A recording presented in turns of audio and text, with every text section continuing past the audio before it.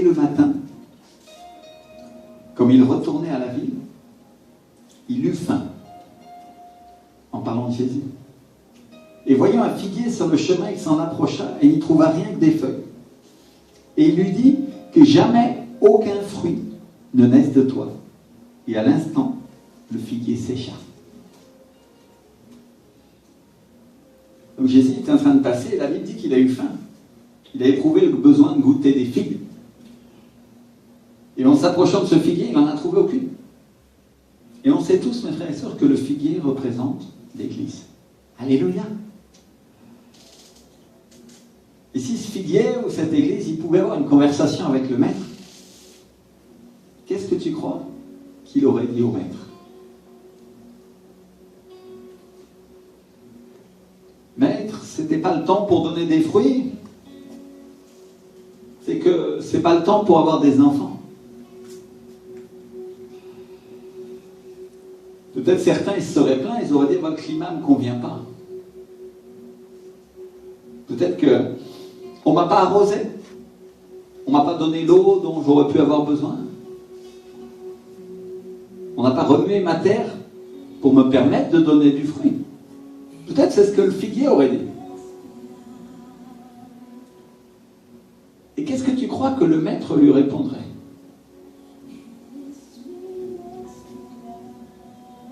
C'est que c'est pas quand tu crois être prêt, c'est pas quand tu veux ou quand tu peux, c'est quand je donne l'ordre. Alléluia.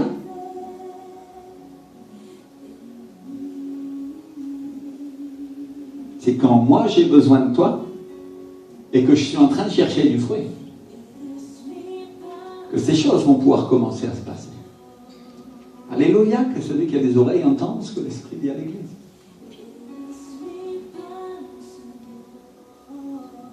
C'est-à-dire, c'est quand Jésus passe, il est en train de chercher dans ton Église. Et peut-être certains d'entre nous, ils ont passé ces derniers temps en train de se plaindre au Seigneur. Peut-être à cause de la dureté de la terre dans laquelle il nous a plantés, ou à cause de notre famille, ou à cause des situations difficiles dans lesquelles on travaille, qui, soi-disant, ne nous permettent pas de servir.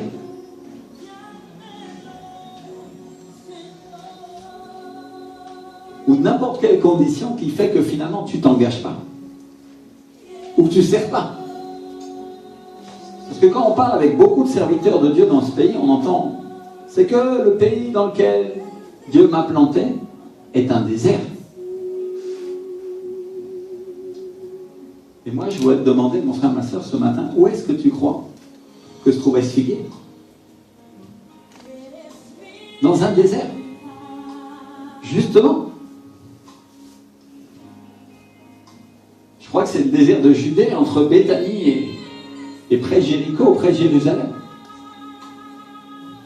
Et certains ils disent, c'est que là où je suis, pasteur, il y a seulement la méchanceté, seulement l'intellectualisme, la sorcellerie, la ruine, la pauvreté, la difficulté. Et les gens sont méchants, pasteur, ils ne m'écoutent pas. Ou alors l'humanisme, les francs-maçons occupent ce territoire, comme on a entendu l'Église dire toujours pendant des années et des années. Et mon frère, ma soeur, moi je voudrais te dire ce matin que Jésus est en train de passer par ton figuier. Il est en train de passer par ton église. Parce que le figuier, c'est l'église. Et s'il passe ce matin, qu'est-ce que tu crois qu'il va trouver? Qu'est-ce que tu crois qu'il va trouver dans ta vie? Une église qui donne des fruits? Une église qui s'attend à être réveillée? Parce qu'il s'attend à avoir une église qui est loin. Il s'attend à avoir une église qui donne du fruit toute l'année. Même pendant les périodes de vacances. Et il s'attend à avoir une église. Et l'église, mes frères et sœurs, je voudrais éclairer mon propos aujourd'hui parce que l'église, c'est dans les gens. Il s'attend à avoir des gens qui donnent du fruit. Parce que je les ai entendus, les chrétiens. Ils disent, mon église ne donne pas de fruit. Alors je m'en vais et je cherche une église qui en donne. Mais mon frère, ma sœur, t'as pas compris que le Seigneur s'attend à ce que ce soit toi qui donne ce fruit. Tu peux aller dans n'importe quelle église qui donne du fruit, tu ne seras pas béni pour autant plus, parce que toi, tu ne travailles pas pour donner ce fruit. Et Dieu s'attend à ce que toi, tu portes ce fruit. Parce que tu es ce figuier. Nous sommes l'Église, n'est-ce pas? Nous, les chrétiens, nous sommes en train de dire toujours, nous sommes l'Église, nous appartenons à l'Église du Seigneur, nous avons été choisis, nous sommes des sacerdotes, de réels sacrificateurs. Alléluia! Et on utilise tout ça pour dire que les autres doivent nous respecter et ils doivent nous honorer et nous bénir. Mais qu'est-ce qu'on est en train de faire pour le Seigneur? Qu'est-ce qu'on fait? Parce que c'est vrai, tout ça sont des vérités. Nous sommes honorés dans les cieux. Les anges nous honorent. Ils nous servent. Mais la réalité, c'est que nous sommes appelés à servir. Alléluia. Dis avec moi, je suis appelé à servir. Et Dieu s'attend à ce que je trouve du fruit. À ce que j'en porte. Quand Jésus va venir nous visiter dans cette église, il s'attend à ce que chacun d'entre nous porte un fruit pour lui. Alléluia. Mon ami, le pasteur Bong, qui va venir me remplacer au début juillet, il a l'habitude de dire une chose. Il a l'habitude de dire qu'il y a différents types de chrétiens dans l'église. Il y a les consommateurs, ceux qui viennent à l'église et qui disent donne, donne, donne, donne, donne, donne.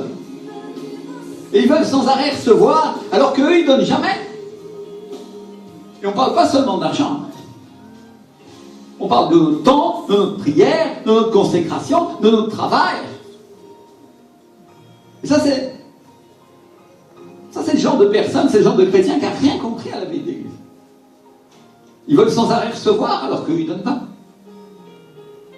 Ils ne prêchent pas l'évangile, ils n'invitent pas les gens à l'église, ils ne donnent pas non plus leur dîme, et ils appliquent la parole que quand ça les arrange.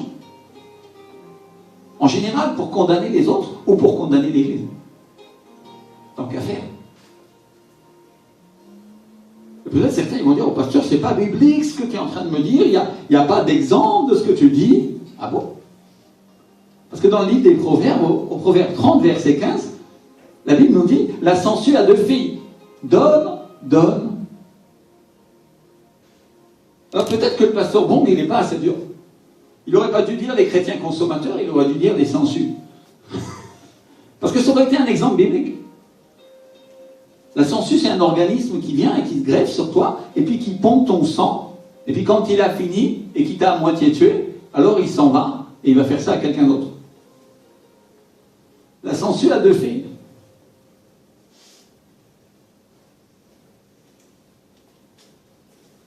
Et donc on parle de gens qui boivent le sang de l'église, mais qui ne lui apportent rien. Ils veulent plus de Jésus, mais en réalité, ils ne lui apportent rien. Ils ne font pas de compromis avec lui. Pas d'engagement, comme le monde. Je couche avec toi, mais ma vie n'est pas à toi. Elle ne t'appartient pas. Il n'y a pas d'alliance. Pourtant, dans ma Bible, je lis que Dieu est un Dieu d'alliance. Alléluia. Il y a l'Ancien Testament et le Nouveau Testament, qui est une alliance que Dieu a fait avec les hommes. Une alliance éternelle. C'est-à-dire, il y a un engagement. C'est l'engagement de Jésus-Christ d'honorer l'Église. De te ressusciter au dernier jour. T'amener avec lui au ciel. Dieu a fait un engagement avec toi. Alors je te pose la question, pourquoi est-ce que toi tu ne fais pas un engagement sérieux avec lui? Parce que dans ton cœur, tu sais, on peut dire beaucoup de choses. J'ai vu des chrétiens ulcérés qui me disent, moi je suis très engagé avec Jésus. Enfin, ma soeur, les pharisiens disaient aussi la même chose. Mais il y a une réalité, c'est que devant Dieu, on ne peut pas cacher. Alors la question c'est, est-ce que ce à quoi je suis venu te confronter ce matin, c'est ça? Est-ce que vraiment, dans ta vie, tu as un accord sérieux avec Dieu? Je ne te parle pas de savoir si tu pêches ou si tu ne pêches pas, parce que nous pêchons tous. Je ne te parle pas de savoir si tu as une apparence religieuse, parce qu'on n'en a rien à faire, ça ne compte pas, ça. Parce que ce qui compte pour Jésus, c'est le cœur. Alléluia. Si ton cœur appartient à Jésus, et tu dis, Seigneur, j'ai des péchés en moi, j'ai des torts, et je ne fais pas comme tu veux, Seigneur, et je ne fais pas comme je devrais faire, mais que tu es honnête avec toi-même et honnête avec Dieu, tu sais ce qui va se passer? Dieu va dire, je vais venir t'aider à porter ce fruit. Alléluia. C'est ce qui différencie le vrai chrétien du chrétien religieux. C'est toute la différence. C'est le cœur. Seigneur, je veux être honnête, je veux être transparent avec toi. Je ne suis pas parfait, Seigneur. Et j'ai honte de certaines choses que je commets parfois et je n'arrive pas à les résoudre. Mais toi, Seigneur, tu peux le faire en moi. Alléluia. Comprenez de quoi je suis en train de parler, mes frères et sœurs? Je suis en train de parler d'une question d'attitude avec Dieu. Quelle est ton attitude? Si le Seigneur Jésus venait se mettre en face de toi et voyait toute ta vie et te dit, je viens chercher mon fruit. Et toi, tu dis, Seigneur, qu'est-ce qui se passerait? Après, il y a un autre type de chrétiens. Il y a les chrétiens fast-food. Ceux-là, c'est les adeptes du McDonald's, Quick, et autres vendeurs de hamburgers. C'est des gens qui vont d'église en église avec la soif de nouvelles choses, de manger des nouvelles nourritures. On en a vu passer ici. Vous en avez vu? Moi, j'ai vu presque essentiellement que ça, pour être honnête. Des gens qui ont rempli l'église et puis 2 mois après, ils n'étaient plus là. Ça, c'est des personnes qui sont malades spirituellement. Et ils pensent qu'ils vont aller manger à un endroit et après à un autre. Et ils peuvent consommer, mais jamais donner. C'est-à-dire, et en général, ils passent et ils condamnent ceux qui s'y trouvent. Et ça, c'est des chrétiens qui ont l'air engagés pour la plupart. Et moi, je voudrais dire que ça, c'est des personnes qu'on ne doit pas tolérer dans l'église. Je vais vous dire pourquoi. Parce qu'ils découragent les personnes qui sont vraiment sincères de servir. Je vais être très direct et très clair avec ces choses-là. Parce que dans la vision que Dieu m'a donnée, et je crois que ça, c'est la vision de l'église comme elle doit être dans les derniers temps et comme elle aurait dû toujours être, nous devons servir de tout notre cœur. Alléluia! Et quand tu as une personne qui vient et qui se montre et qui dit « Moi, je suis celui qui sert » et qui a l'apparence de servir bien plus que les autres, et 3 mois après te montre le contraire, est un rebelle, une personne qui parle mal du pasteur, qui parle mal de l'église, qu'est-ce qu'elle fait sinon détruire l'œuvre de Dieu? Vous comprenez ce que j'essaye de dire? Et mes frères et sœurs, nous ne devons pas être comme ça, et nous ne devons pas tolérer les personnes qui sont comme ça. Ça, je le dis, les yeux dans les yeux, en redisant vraiment, vous êtes des personnes appelées par Dieu, Dieu vous aime. Et vous ne pouvez pas laisser faire ces choses-là. Alléluia. Après, il y a les chrétiens spectateurs. Je dis chrétiens entre guillemets parce qu'ils viennent juste pour voir un spectacle. Ils assistent à ce que Dieu va faire. Est-ce qu'il va y avoir des miracles aujourd'hui? Gloire à Dieu s'il y a des miracles et qu'il y a la bénédiction du Seigneur. Amen. On aime les miracles. On aime la puissance de Dieu. Mais ils ne veulent jamais rien faire non plus.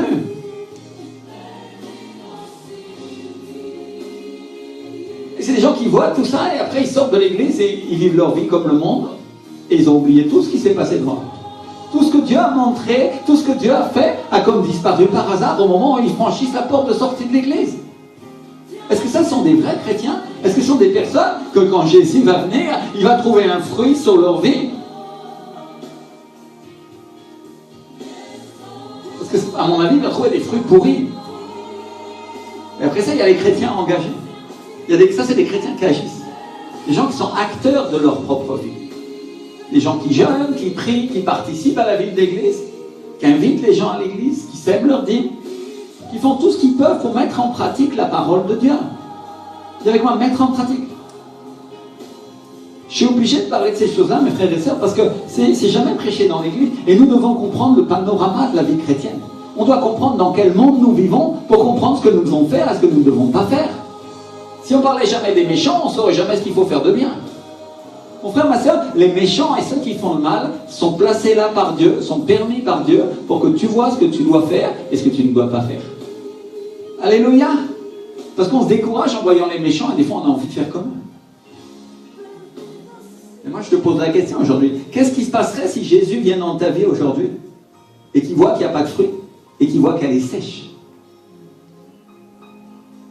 Qu'est-ce qui se passerait si, en arrivant dans l'église, il voit que ses enfants ne sont pas arrivés à maturité et ne sont pas pleins de jus et de sève qui vient de Dieu? Parce qu'à quoi ça sert de recevoir l'onction si on n'est pas en train de servir Dieu?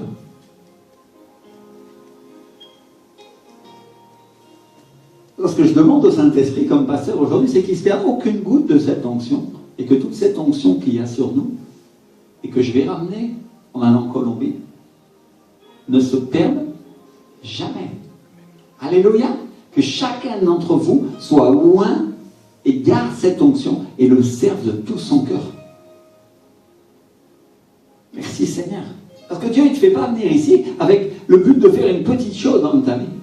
Si tu crois qu'il fait une petite chose, tu t'es trompé d'endroit. Parce que Dieu fait une grande chose. Et si tu es dans les épreuves en ce moment, c'est parce que Dieu est en train de travailler des grandes choses dans ton cœur. Mon frère, ma soeur. La bénédiction de Dieu n'est pas à moitié. Dieu veut remplir le vase complètement de son esprit, de sa présence. Qu'est-ce qui y amène à ça? Alléluia. Merci Seigneur.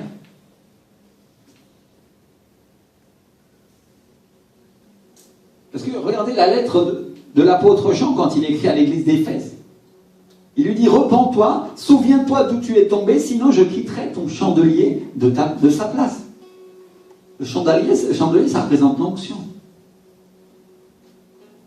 C'est-à-dire, Dieu t'a regardé, il t'a choisi toi, il t'a appelé toi, pour que tu brilles, pour que tu brûles, parce qu'il veut te donner, non pas un petit peu, non pas quelques gouttes qui sortent de la carafe du ciel, mais la totalité de l'onction qu'il y a pour toi. Enfin, ma soeur, il y a 1 mois ou 2 mois, j'ai eu une vision incroyable. Dieu m'a parlé et m'a montré qu'au-dessus de moi, il y avait un chandelier dans le ciel qui coulait, et l'huile coulait, et coulait, et coulait, et coulait. Et Dieu m'a dit, l'onction ne s'arrêtera jamais de couler. Alléluia. Parce que des fois, on s'en sait quand on dit, vraiment, j'arrive pas à faire ce que je veux faire. J'ai la volonté, Seigneur, mais j'arrive pas à faire ces choses-là. Mais Dieu m'a montré, et il m'a montré à moi, et il montre aujourd'hui à l'Église, qu'au-dessus de vous, il y a celui qui a toute l'huile pour vos vies. Alléluia. Alors je prie que dans la coupe de votre vie, il n'y a aucune huile qui tombe à terre, aucune goutte qui tombe à côté, parce que chacune d'entre elles va provoquer quelque chose de neuf. Alléluia. Une transformation dans vos vies. Il y a une épreuve, gloire à Dieu, parce que Dieu va vous rafraîchir. Il y a des temps de rafraîchissement qui viennent pour l'Église, mes frères et sœurs. Et ça veut dire aussi des temps de résultats dans le ministère. Tu vas être satisfait et ravi quand tu vas voir le résultat et comment je remplis cette Église, te dit le Seigneur. Alléluia. Mais il y a une chose que Dieu te demande, mon frère, ma soeur, que tu te tournes vers lui de tout ton cœur, de toute ta force, de toute ta pensée, pour que tu puisses l'aimer et compter sur lui comme il désire que tu comptes sur lui. Pour que tu puisses savoir qu'il est ton Rédempteur, il est celui qui te libère de tes difficultés, de tes péchés, de tes impossibilités humaines, pour que tu saches que sans lui, tu ne peux rien faire, sans lui, tu n'es rien. Ça, c'est ce que Dieu a voulu amener l'Église à arriver à comprendre aujourd'hui. Et je crois qu'elle est en passe de le comprendre, elle est en train de comprendre qu'en fait, elle a absolument besoin de l'Esprit pour le faire et pour réussir. Alléluia. Sans lui, nous ne pouvons rien faire, mes frères et sœurs. Ni par force, ni par puissance, mais par mon Saint-Esprit, dit le Seigneur. Je peux essayer de battre mon propre corps, de forcer ma vie, de m'habiller avec des vêtements blancs, ça ne changera rien.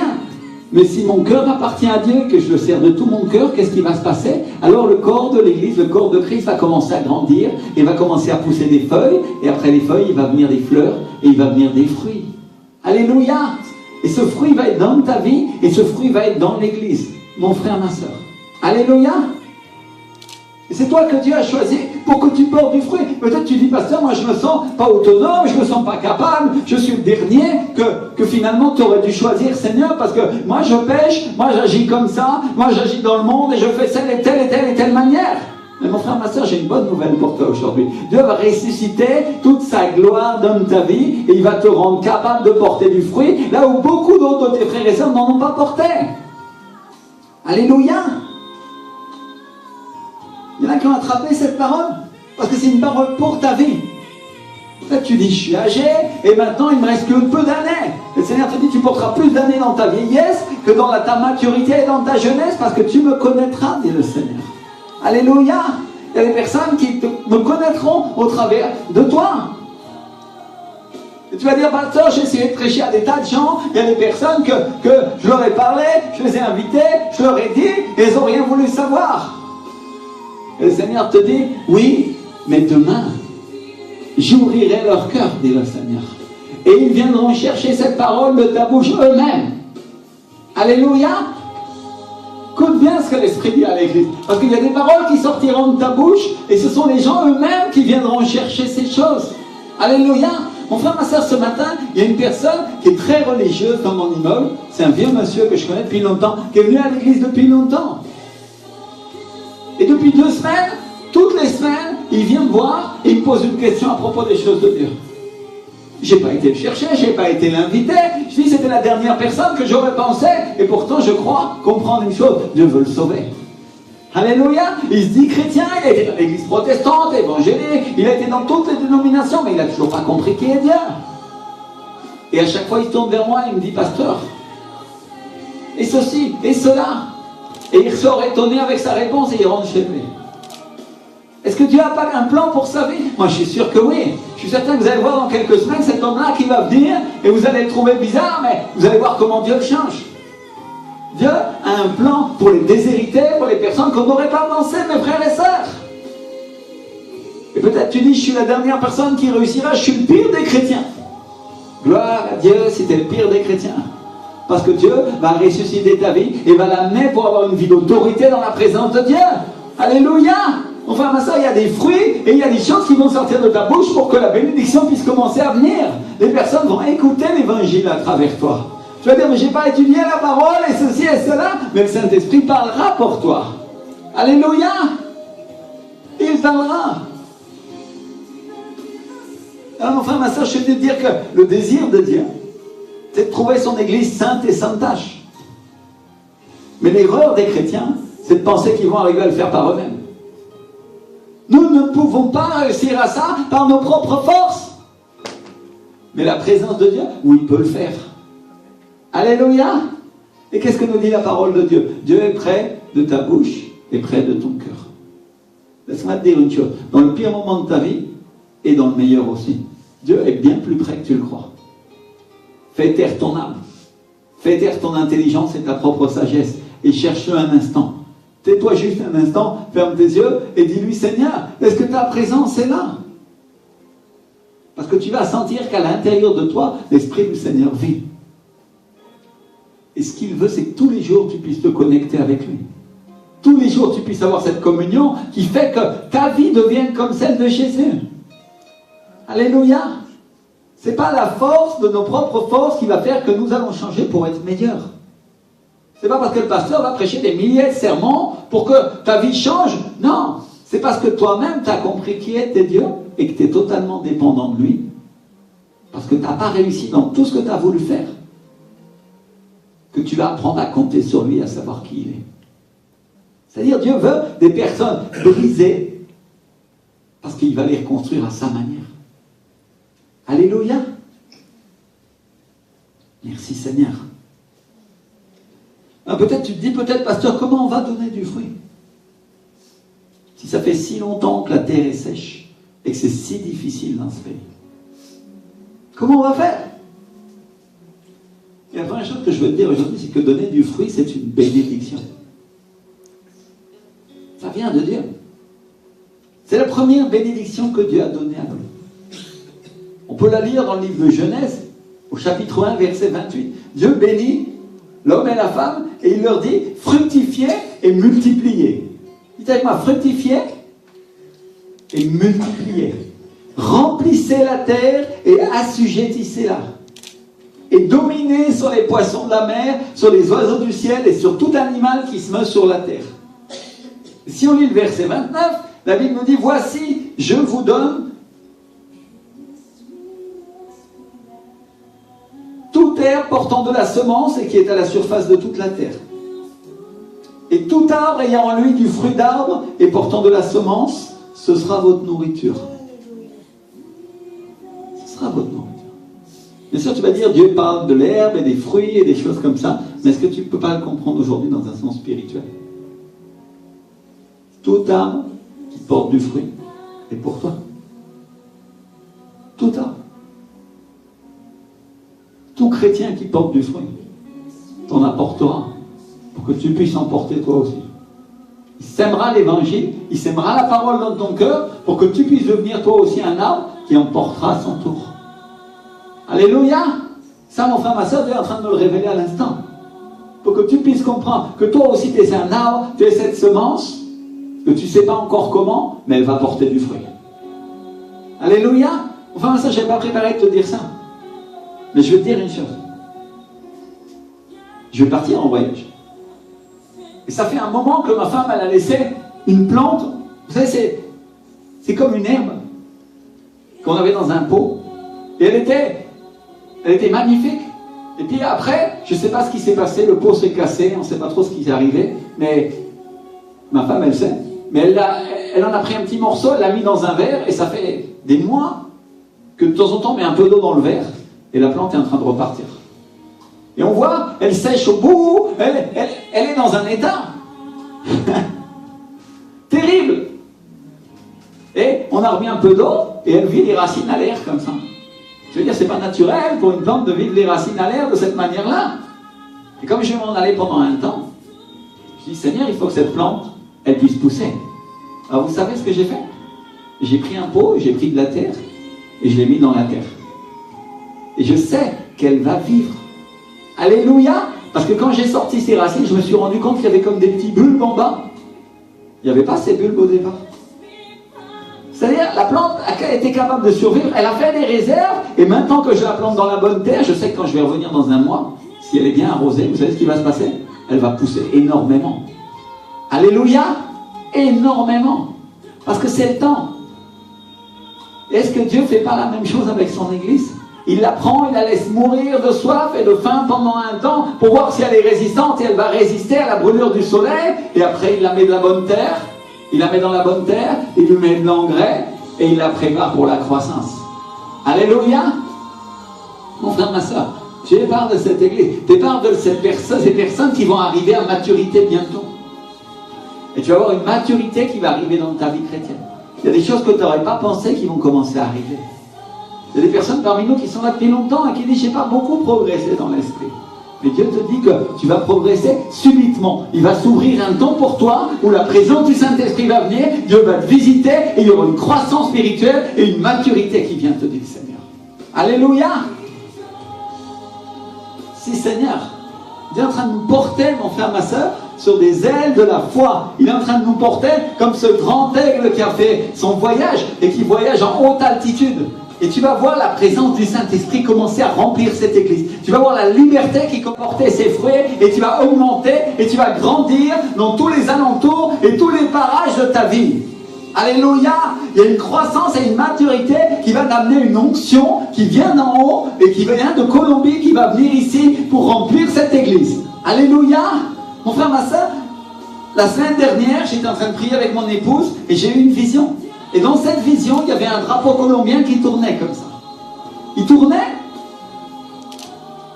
et il s'est transformé en drapeau français. Et derrière, il y avait toutes les étoiles de l'Union européenne. Et mon frère, ma soeur, il y a un réveil en Colombie depuis 27 ans maintenant. Très puissant. Et je veux te dire une chose.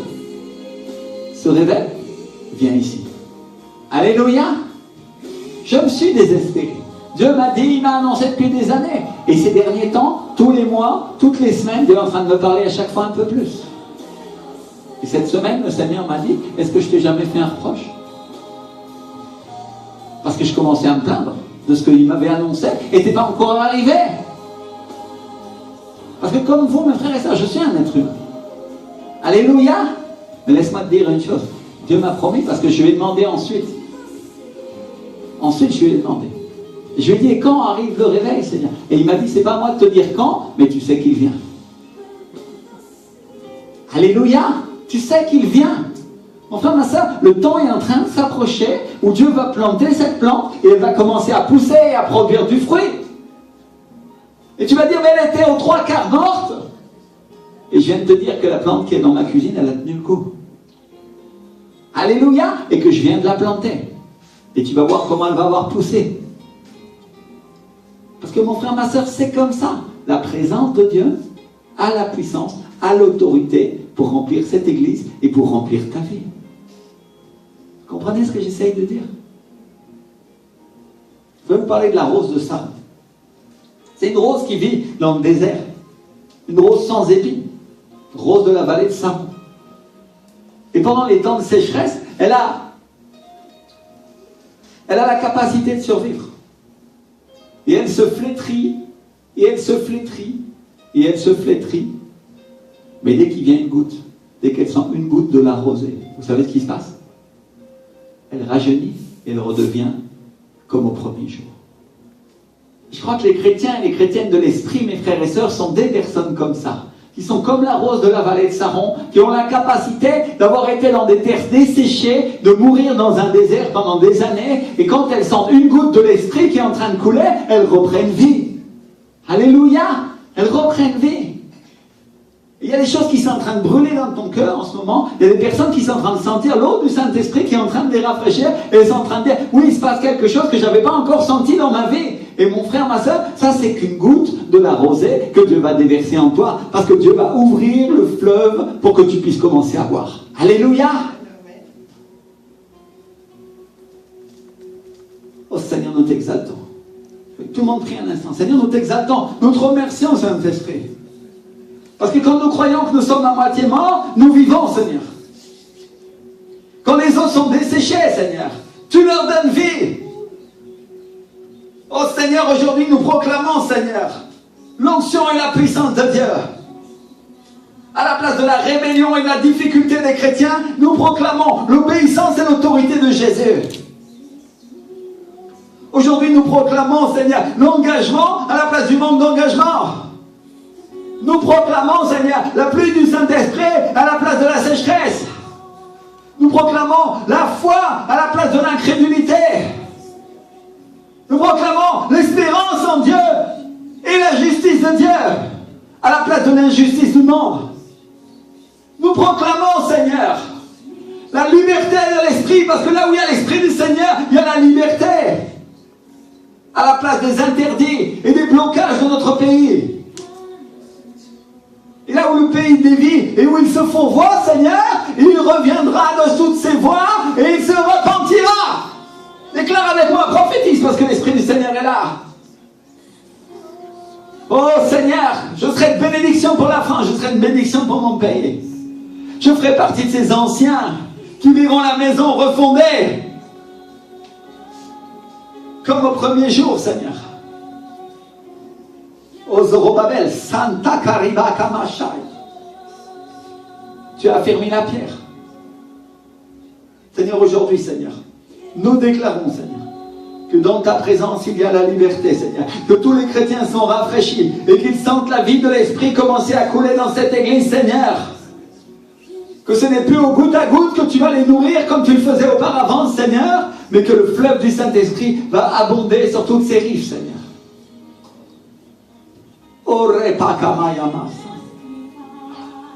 Il y a des personnes qui sentent que c'est comme si elles se sentaient libérées. Il y a un poids qui est en train de partir de leur poitrine. Et elles commencent à respirer à nouveau. Et je veux te dire, mon frère, ma soeur, que ça, c'est la présence du Saint-Esprit en toi. Tu es en train d'apprendre à connaître ce que font les flots de l'Esprit dans l'Église. Et tu vas voir des vagues de la puissance de Dieu qui vont commencer à abonder sur ta vie. Elles vont rentrer par tes oreilles et elles vont se déverser en toi. Oh, Repakamaya Santa. Pourquoi je dis par tes oreilles? Parce que la Bible dit que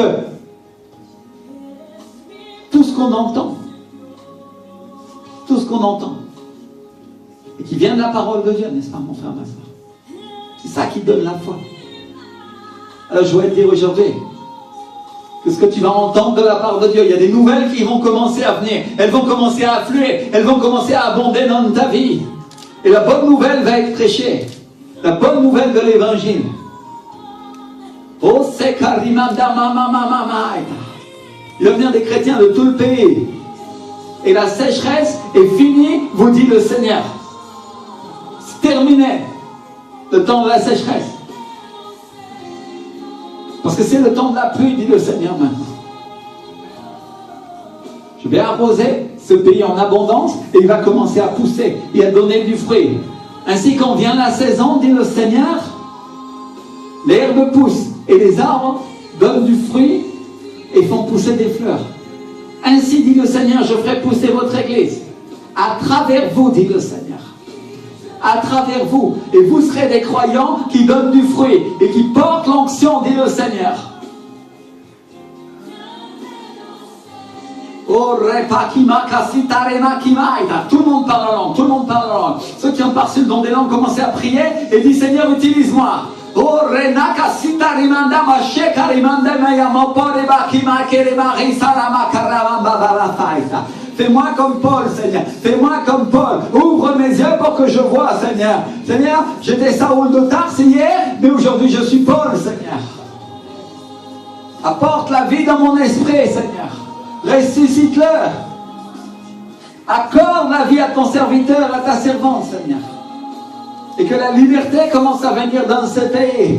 Utilise-moi, Seigneur. Commence à prier, commence à prier. Oh, Rinaka sita rimande masha karimande mokoye makirama karamate karimande mahaya. Rompe kasita rinakore makimaya shaita. Rompe karimande kafita rimande mahaya la makaya la mamaita. Ainsi tu vas rompre toute espèce de joug, Seigneur. Tu vas détruire le joug qui tenait ce pays, Seigneur, dans la captivité et ma vie chrétienne avec, Seigneur. Et tu vas voir, Seigneur, ton serviteur, tu vas voir ta servante apporter du fruit et faire pousser des fleurs. Prophétise sur ta vie. Prophétise sur ta vie. Déclare avec moi, je suis béni. Je suis rempli du Saint-Esprit. Je suis une personne de l'Esprit. Je suis une personne qui porte du fruit. Je suis une personne qui fait pousser des fleurs. C'est une personne qui est capable de recevoir l'onction, qui est capable de recevoir la présence du Saint-Esprit sur sa vie. Je suis très sensible au Saint-Esprit. Déclare-le avec moi. Je suis très sensible au Saint-Esprit. Mon frère, ma soeur, si tu as été dur et quand les gens t'imposaient les mains, tu ne recevais pas, à partir de maintenant, le Seigneur te dit, tu vas être souple. Alléluia. Alléluia, tu vas être souple. Déclare avec moi, je suis béni, rempli du Saint-Esprit. Toute la présence de Dieu peut venir en moi m'inonder. Et elle me fait germer. Et elle me rend capable de porter du fruit. Elle me rend capable. Alléluia. Alléluia. On va continuer avec la parole.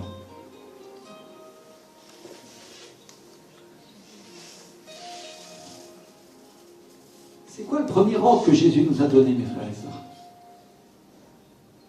Fructifier et multiplier. Alléluia. Multiplier. C'est-à-dire que c'est une bénédiction. La première chose que Dieu a dit à l'homme, c'est une bénédiction. Fructifier et multiplier. Et avec cet ordre vient diverses bénédictions. Parce que fructifier, c'est prospérer. Être fécond, être productif. Ça veut dire que nous produisons beaucoup de fruits. Alléluia. Et prospérer, ça veut aussi dire donner du fruit, être rentable. Amen. Être rentable. C'est ce qu'on te demande quand tu es dans une entreprise, que tu sois rentable pour l'entreprise. Le chef d'entreprise vient et il dit, je te donne un salaire, mais toi, sois rentable. Vous comprenez ce que j'essaie de dire? Il investit en toi, il te fait travailler, mais en échange, il demande que toi, tu fasses grandir et marcher son entreprise. Alléluia. Est-ce que tu penses que le Seigneur est si différent?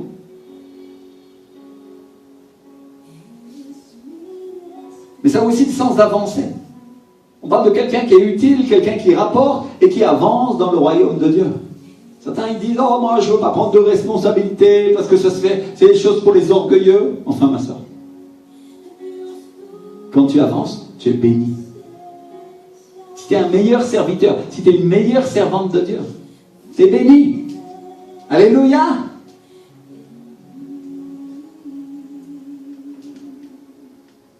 Et donc on parle de quelqu'un qui est responsable.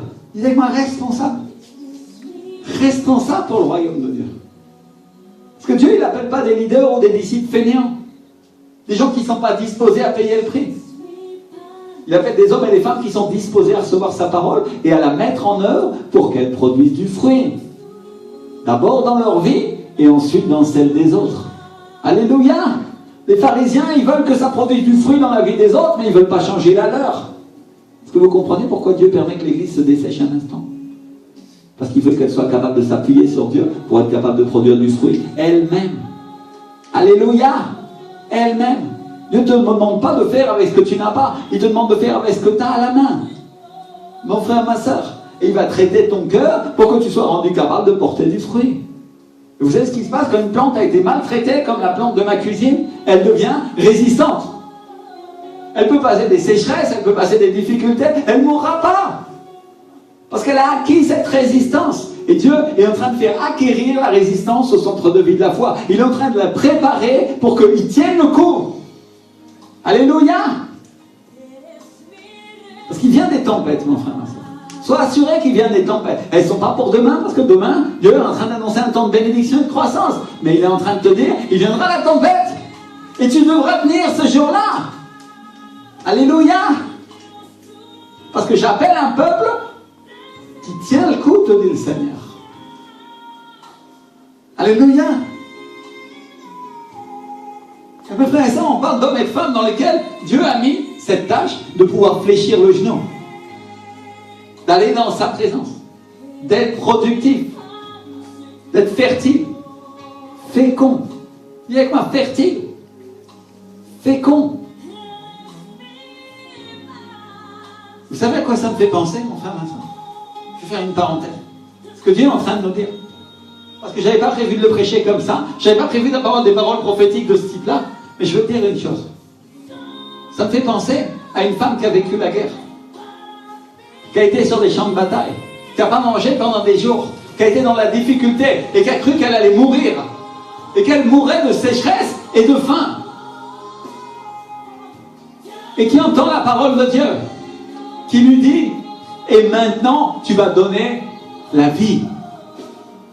Et qui dit, comment cela serait-il possible si moi je me suis desséché et que je pensais j'allais mourir il y a encore un instant. Et Dieu est en train de te dire, ainsi que Sarah a eu des enfants, pour toi c'est possible aussi. Alléluia. Pour toi c'est possible. Mon frère, ma soeur, écoute les paroles que Dieu a dit à l'église. Parce que tu pensais que c'était fini. Mais le Seigneur te dit, ça ne fait que commencer. Parce que je suis l'esprit de vie, te dit le Seigneur. Alléluia. Merci Seigneur. Beaucoup de prophétique aujourd'hui. Beaucoup. Merci Seigneur. On va applaudir le Seigneur. Seigneur, vraiment, nous t'exaltons. Nous glorifions ton nom. Applaudis-le fort, fort, fort, fort. Parce que ta présence, Seigneur, ton onction manifeste ta vie, Jésus. Alléluia, mon Dieu. Alléluia. Alléluia, gloire à Dieu. Merci Seigneur. Merci mon roi. Alléluia. Merci Jésus. Merci Seigneur. Combien aime le Seigneur ici? Mon frère, ma soeur, c'est quand tu as vécu la difficulté, c'est quand tu as vécu les ténèbres et tu as vécu le moment où tu croyais que tu allais mourir, que tu sais que tu peux compter sur Dieu. Parce qu'il te secourt à chaque instant. Dieu est comme ça. Merci Seigneur. Donc il ne faut pas craindre les ordres que le Saint-Esprit nous donne. Parce que quand il nous donne un ordre, il nous donne aussi des outils. Dis avec moi des outils.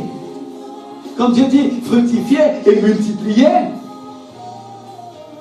si vous regardez ce que dit le texte au verset 29, on voit qu'il leur a donné un jardin, il leur donne une terre, mais il leur a aussi donné une semence pour qu'ils sèment. C'est-à-dire, même la semence que tu vas semer ne vient pas de toi, mon frère, ma soeur. Combien savaient ces choses-là?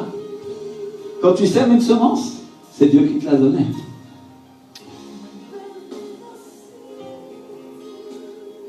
Et la semence par elle-même commence à pousser et donne du fruit pour qu'il survive.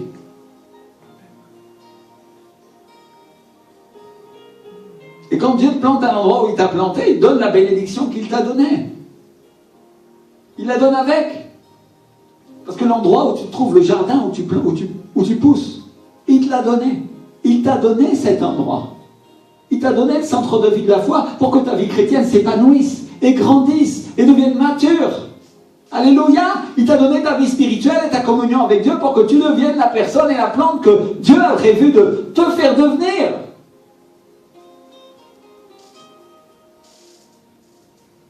Et la seule chose que tu dois faire, la seule chose que tu dois comprendre, c'est que tu dois fructifier. C'est un ordre, c'est pas une option. C'est pas quand toi tu veux, c'est quand le Seigneur te dit que tu dois. Alléluia. Est-ce que la lumière est venue dans les ténèbres simplement parce qu'elle devait venir? ou elle est venue parce que le Seigneur a dit qu'elle devait venir? Que la lumière soit et la lumière fut. Alléluia. C'est-à-dire, il y a un temps pour ces choses-là. Il y a un temps pour que tu ressuscites dans ta vie chrétienne, dans ta vie spirituelle. Il y a un temps pour que tu vives. Et comment ça serait une résurrection s'il n'y avait pas eu une quasi-mort?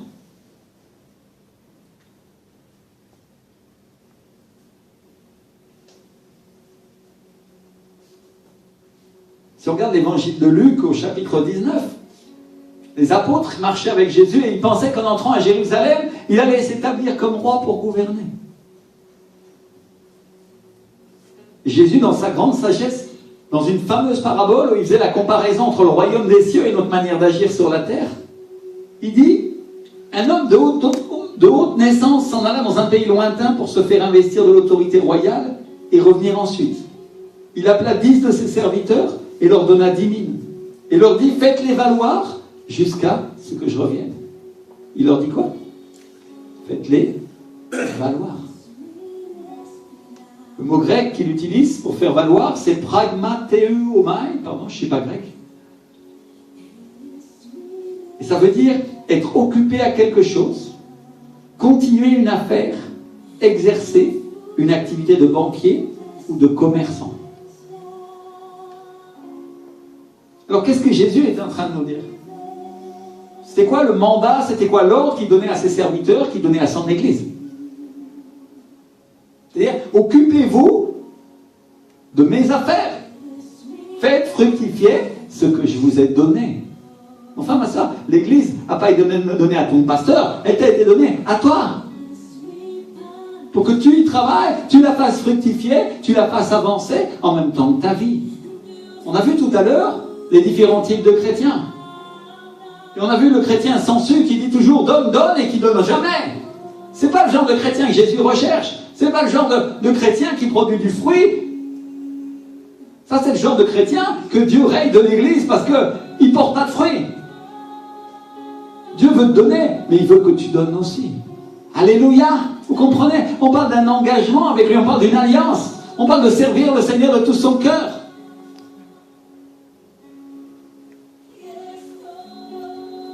Et la Bible dit que il revint, ce roi de haute naissance, et il a appelé ses serviteurs pour leur faire rendre compte.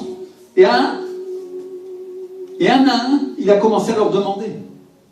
Et le premier s'est présenté, il lui a dit, Seigneur, ta mine a rapporté 10 000. Et c'est quoi la réponse du Seigneur? C'est bien, bon et fidèle serviteur, parce que tu as été fidèle en peu de choses, je te donnerai de grandes choses. Reçois le gouvernement de 10 villes. Alléluia. Et le deuxième vient et lui dit, Seigneur, ta mine a produit 5 000. Mais notez qu'à celui-là, le maître, il lui donne ni le titre de fidèle, ni le titre de responsable. Il lui dit, c'est bien, toi aussi, tu as bien fait, reçois le gouvernement de 5 villes. 10, ça représente la responsabilité. Et c'est celui qui en produit 10 qui reçoit le gouvernement de 10 villes. C'est celui-là que le maître loue. Alléluia.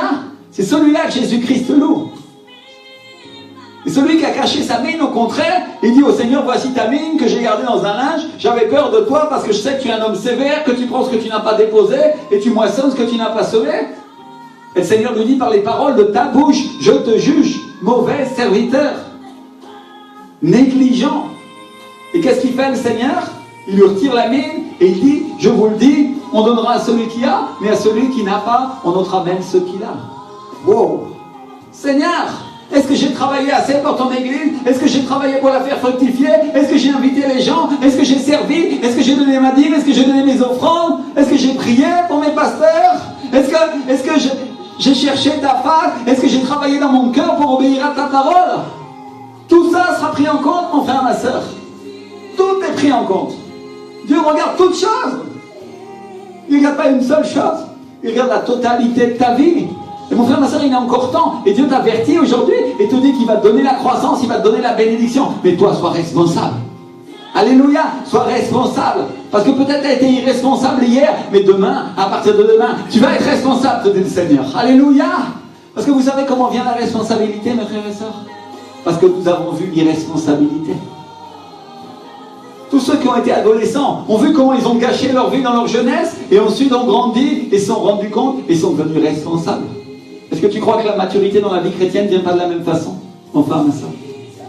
Dieu a miséricorde de toi, il a miséricorde de moi, et il nous garde de nos erreurs, de nos péchés, de nos difficultés, mais il nous dit aussi, attention, soyez responsables. Voilà la manière dont je rétribue mes serviteurs et mes servantes. Voilà ce qu'ils reçoivent de moi et du Seigneur. Alléluia.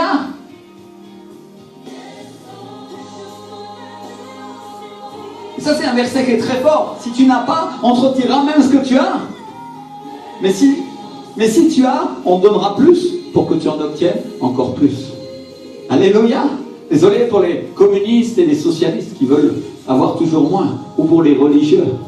Parce que Dieu, lui, veut nous amener à fructifier pour avoir toujours plus. Alléluia. Il veut que nous bénissions et nous répandions sur toute la terre et que l'Église soit une Église incroyable pour Dieu.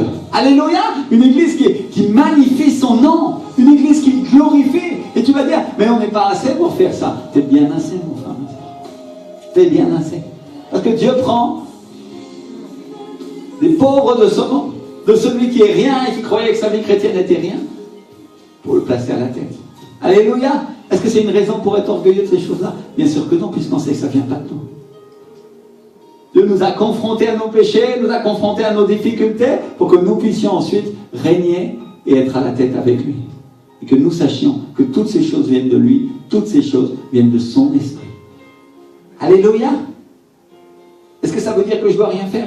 Au contraire, je dois faire tout ce que je peux, mais je ne dois pas le faire comme je le faisais hier. Je dois le faire comme le Saint-Esprit me montre que je dois le faire. Je dois observer les gens, les femmes, les hommes et les femmes de l'onction, ceux qui marchent dans l'Esprit, parce qu'ils savent comment faire.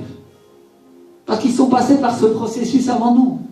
Et Dieu les a traités pour qu'ils soient rendus capables de produire ce fruit, d'abord dans leur vie et ensuite dans les autres. C'est pour ça que Dieu les place à la tête et à l'autorité. Alléluia. Ils sont placés comme exemple. Est-ce qu'ils sont meilleurs que toi? Oh non, ils ne sont pas meilleurs que toi. Ils étaient peut-être même pires que toi. Mais ils ont accepté que Dieu les traite. Et la question que je suis venu te poser, mon frère, ma soeur, aujourd'hui, est-ce que tu vas accepter que Dieu te traite et qu'il finisse le travail qu'il a commencé dans ta vie? Ouh, Seigneur.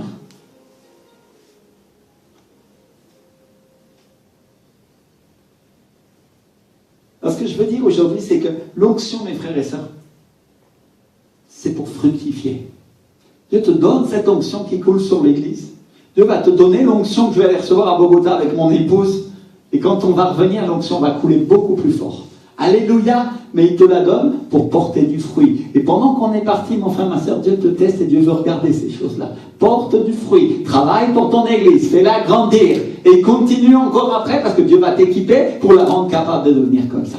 Alléluia. Tu es le premier artisan de ton Église et de ta propre vie. Les athées disent, je suis le capitaine de mon âme.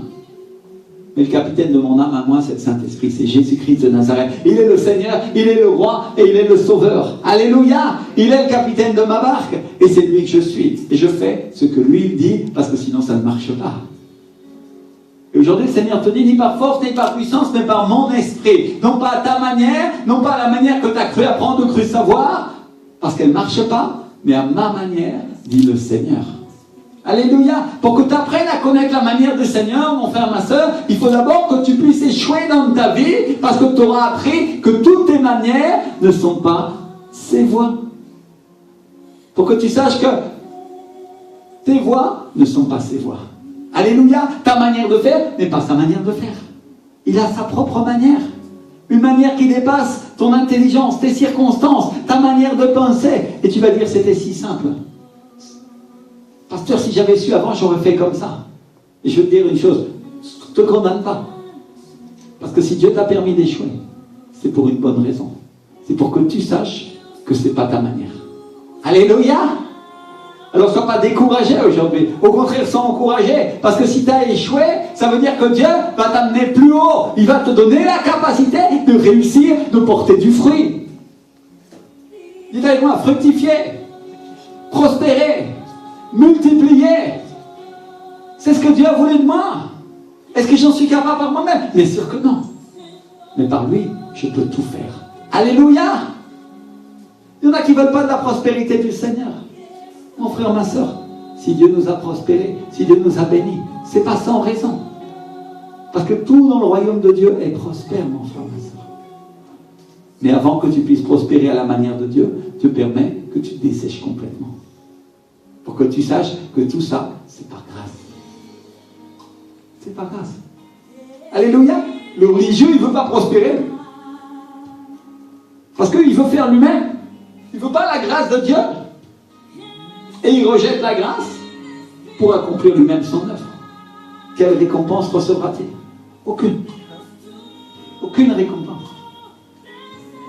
Parce que la récompense vient quand nous comptons sur la grâce de Dieu. C'est pour ça qu'on a prié tout à l'heure quand on était en train de louer, d'adorer Dieu. On a mis la main sur notre cœur et on a dit, Seigneur, fais-moi grâce. Alléluia. Et mon frère, ma soeur, je n'avais pas prévu ces choses-là, mais l'Esprit du Seigneur, lui, il sait diriger le culte. Crois-moi. Et il me fait dire des choses qu'après je commence à connecter, je commence à comprendre pourquoi il les a faites. Est-ce que je les ai compris au moment où je les ai faites? Non. Mais je les comprends souvent après. Et mon frère, ma soeur, dans la vie chrétienne, c'est exactement comme ça que ça se passe. Tu fais les choses en obéissant à Dieu, tu ne comprends pas pourquoi, mais après, quand tu as compris, quand ça s'accomplit, tu as compris pourquoi il t'a demandé de le faire. Alléluia. Et tu vois que le but de Dieu, même quand tu es dans ta souffrance, ta difficulté ou ta détresse, c'était de te faire réussir. Vous savez comment réussir? Prospérer, multiplier, être béni et bénir les autres. Il y en a qui ne veulent pas bénir les autres, ils ne veulent pas prospérer parce que ils sont des radins. Pourquoi je donnerais aux autres? Et si Dieu donne, c'est justement pour donner aux autres, mon frère, ma soeur. Qui est-ce qui est capable de comprendre ça? Si Dieu me donne plus d'onction, si Dieu me donne plus de paroles de Dieu, plus de sagesse, si Dieu me donne plus de miracles, c'est pourquoi? C'est pour que je puisse toucher plus de personnes. C'est pour que les personnes qui n'étaient pas certaines de croire en Dieu soient affermies dans leur foi en voyant les miracles que Dieu est en train de faire au milieu d'eux dans l'église. C'est pour cette raison. Et pas pour une autre.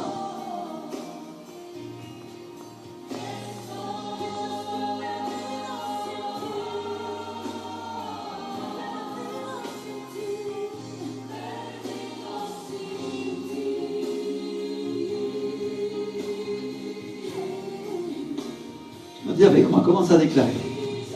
Je suis responsable. Je suis intègre. Je suis rempli du Saint-Esprit. Et je plie les genoux devant toi, Seigneur, et je vais fructifier. Je vais porter cette onction, Seigneur. Tu m'as rendu capable, et Seigneur, je pourrai bénir les autres. Au nom de Jésus. Amen. Et Amen, Seigneur. Alléluia. Combien sont prêts pour porter Dieu? Est-ce que vous étiez prêts en rentrant dans cette église ce matin? Oh non, vous ne l'étiez pas. Mais aujourd'hui, le Seigneur est en train de transformer vos vies pour que vous deveniez capables de le produire. Alléluia. Merci Seigneur.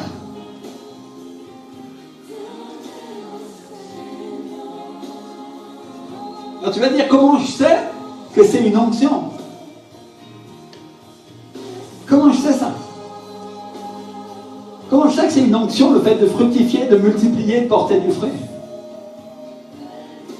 Joseph, il avait cette onction pour fructifier.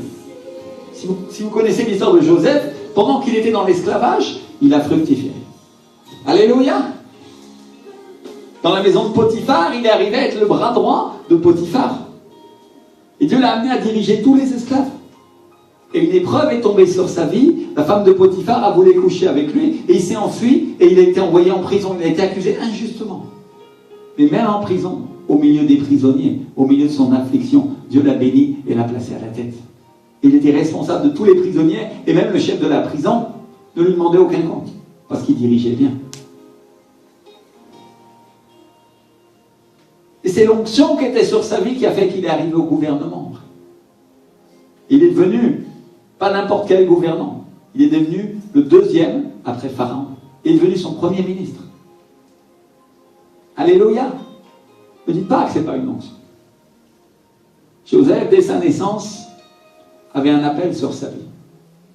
Et son père lui a donné un manteau rayé de couleur pour le distinguer de ses frères.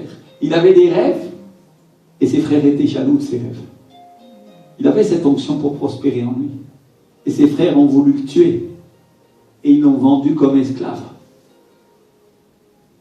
Il aurait pu avoir de la rancœur contre. Mais il a pardonné. Alléluia. Et cette onction qui a été sur sa vie a fait qu'il a porté beaucoup de fruits malgré toutes ces épreuves et toutes ces difficultés. Et je suis venu te dire une chose, mon frère, ma soeur. Tu as l'onction de Joseph. L'onction de Joseph est sur cette église. Le Seigneur m'a dit, les meilleures bénédictions, les meilleures richesses du ciel et de la terre sont pour toi. Alléluia.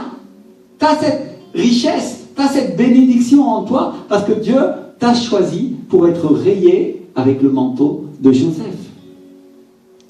C'est quelles brebis qui ont prospéré, mon frère, ma soeur? C'est quelles des brebis qui ont été bénies?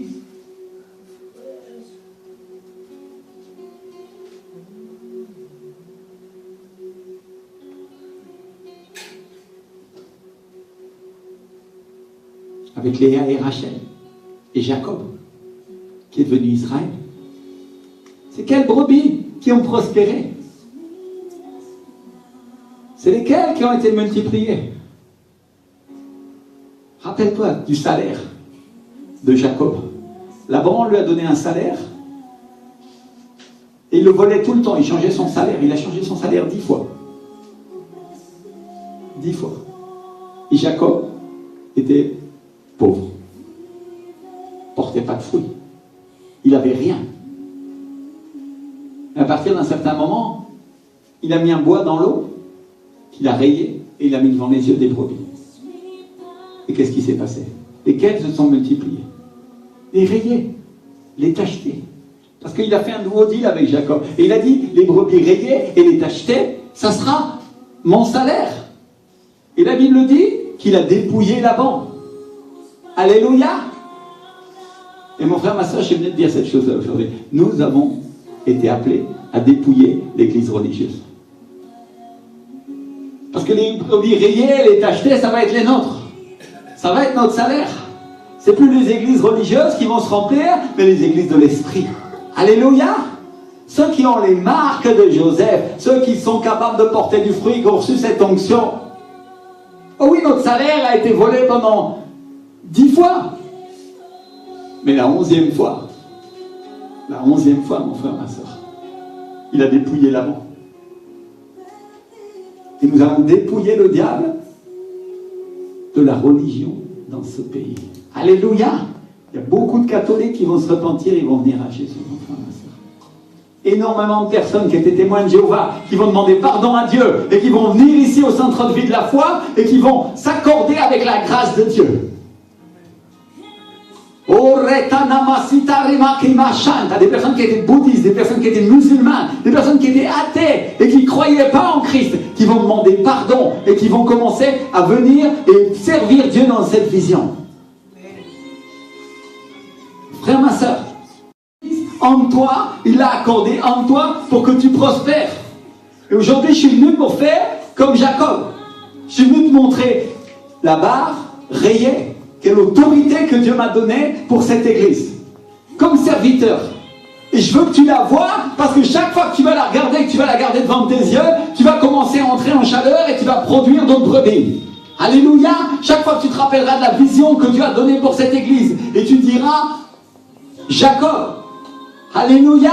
Rappelle-toi de ce mot, Jacob. Dis-le avec moi, Jacob. Je suis comme Jacob. Je suis rayé. J'ai le manteau de Joseph. Tu vas te rappeler de ces choses-là et ça sera devant tes yeux.